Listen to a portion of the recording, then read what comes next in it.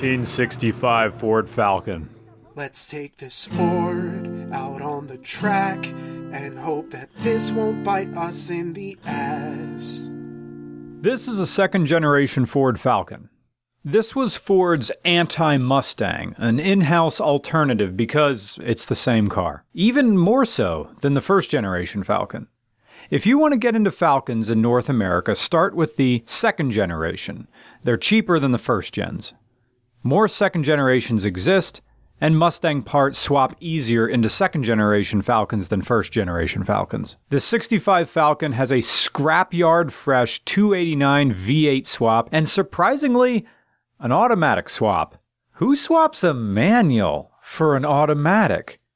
A 3-speed automatic. Look, the clutch pedal is still there, but it's sunk to the floor. This swap was done sometime in the car's past. I suppose one previous owner got the 289 V8 and the transmission as a combo deal from someone's shop floor, and the original manual box was shot anyway, so screw it, shove an automatic in here. It's got lap belts, but no interior door trim or headliner. It's got an 8-inch rear end, smaller steering wheel, and no power steering. This Falcon was cheaply repainted yellow sometime in, the 70s maybe. But when we saw this Intercontinental Classic champion roll onto a racetrack where period touring car cousins once raced, its adopted yellow coat, for the moment, stopped the rain. Now we get to talk about the difference between a 289 and a 302. Okay. We have to start. Originally it was a 260 V8, and later that got bored out to the 289. The 289 is the one that appeared in all the Mustangs, and then later, I think 1968, it was then stroked, which meant the connecting rod was shortened, lengthening the stroke, increasing the displacement to 302 cubic inches, or 5 liters. But not everybody uses the 302/50. I use a 302, but this one doesn't. It uses the shorter stroked 289. The whole idea with the 289 is that, okay, it has a shorter stroke. That means it can rev higher and harder. And yes, in theory, it can do that. And blah, blah, blah, Shelby. And yes, K-Code Mustang. They were all higher revving V8s. But it really comes down to like roller rockers and how the entire engine is built to determine how fast it can rev safely. But for this, for internet arguments and keyboard mechanics, they're going to say, oh, the 289 revs faster than the 302. Therefore, it's the best race engine. Therefore, we're going to race. We're going to race, and I'm going to rev, and I'm going to...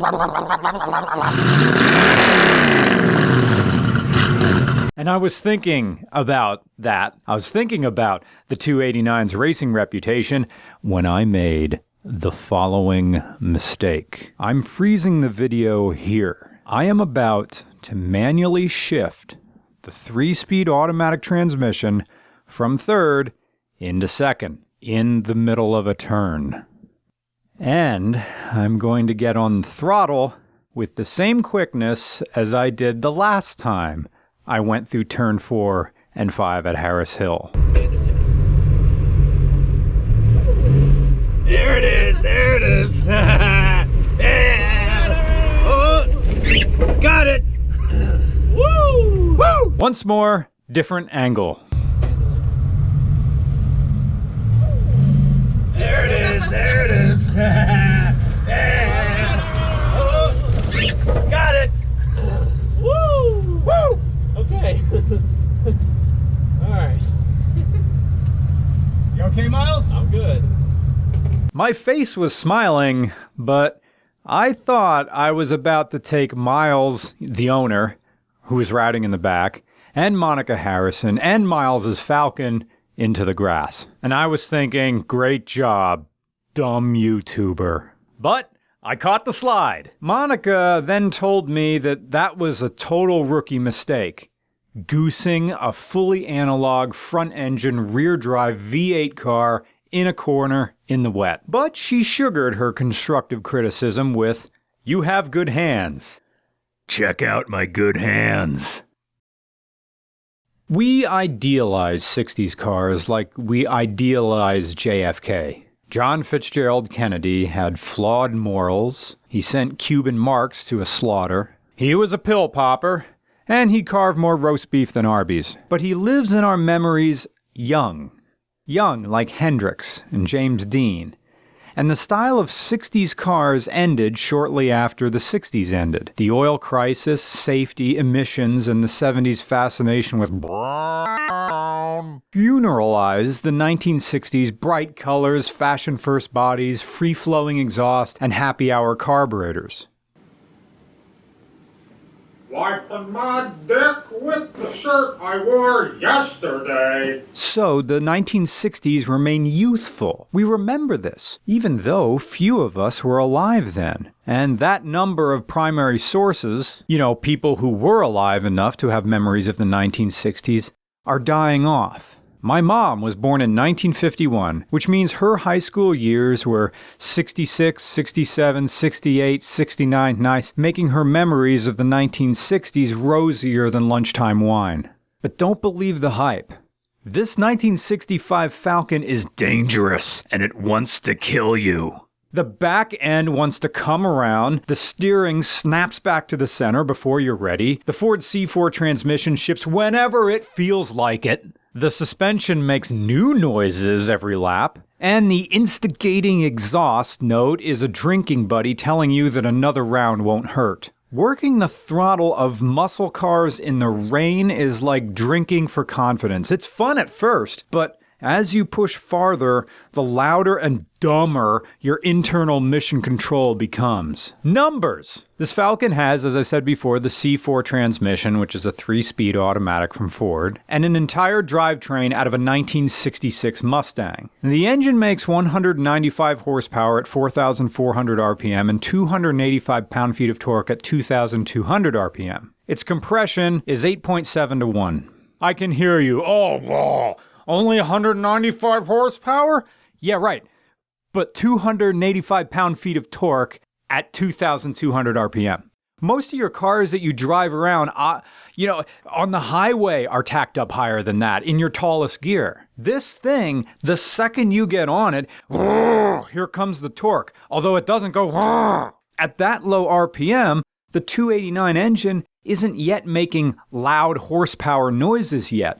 And like so many crash Mustangs, low-down, off-idle torque surprises the uninitiated who are used to high horsepower, high-revving, low-torque 4 cylinders. We're used to noise being associated with power, but that's not what goes on with classic cars. They don't have to be loud to make power. This is what happens. Even I'm used to 4-cylinder cars because that's my daily. So I think, a little bit of throttle modulation won't hurt. Yeah, no, this is a old V8 engine, but it's still 8 big heavy pistons all flying around in there. So the second they get some go juice, up to the rear end, and the rear end goes. So pay attention, people who just bought cheap SN95 GT Mustangs with the 4.6 modular. You may not think it's much, but this is your first introduction to torque, and no computer is helping you modulate it. Anyway, 1960s cars are part of the modern American creation myth because they're preserved in amber as a symbol of a time before what will be turned into what could have been. Muscle cars represent American might before Vietnam made citizens question their leadership, before assassins' bullets ripped hope away from millions, and back when landing on the moon felt like the first step in a much larger journey, rather than the farthest place in our solar system a human would travel in 50 years. The 60s were a time when anything was possible because anything was possible. And not just because it's the place voted most likely to visit once time travel is invented. The 60s were important not just for American history, but for the American auto industry as well. Those were the halcyon days when the big three automaker held on to 89.6% of the market share. You had the birth of the pony car, the advent of higher output engines, and the muscle cars these engines would get plopped down into. The regulatory changes started, like the Motor Vehicle Safety Act of 1966 mandating things like seat belts, anti-theft steering locks, and the energy-absorbing steering columns, aka the collapsible steering column, to name a few. 60s cars are, in a very new historicism way, like art from that period. A period of hope and uncertainty, of progress and turmoil. Kind of like 2018. But back then, car culture as we know it now was only just being born. Because I wonder in the future if a Tesla car will not just be a symbol of self-worth or a status symbol, but as a more specific representation of the decade in which it was built. Anyway, back to the 65 Falcon. You see, the imports would grow by 84% per year by the end of the 1960s, and one of the big reasons was the Volkswagen Beetle, which is somewhat ironic when you consider that the Falcon was born from Robert McNamara demanding that Ford build a car like the Beetle. What he wanted was for the Falcon to signal the arrival of the American compacts, and although the car was built for 6 cylinders rather than the 4 McNamara specified, the car still sold over 1 million units in its first 2 years, even as critics compared it to Ford's ancient Tin Lizzie. But the Falcon in the United States only lasted 10 years. Well, specifically 10 and a half years. It ended in the United States halfway through 1970, and it was replaced by the much smaller Ford Pinto. May I have your attention, Australia and New Zealand? To you, Falcons are either cars for mum, or they're cars for your Tui drinking, Commodore fighting, KFC barfing, Tui drinking again, cashed up bogan relatives. But in the USA, the Falcon line was seen as the lesser Mustang, sometimes in 4-doors, wagons, or utes. We did get the utes in the Falcon. We just called them the Ranchero. Anyway, in the 1970s and 80s, most Falcons were fed to monster truck tires because getting crushed was all that they were good for. Yeah, just smash them for our own entertainment. We're saving the Mustangs anyway, that's what's important. But now in 2018, Falcons are rarer than classic Mustangs, but they're less expensive. You could have this, well, not this car, it's not for sale, but you could have a second-gen Falcon, I don't know, $8,000 completely running? Because it's a Falcon.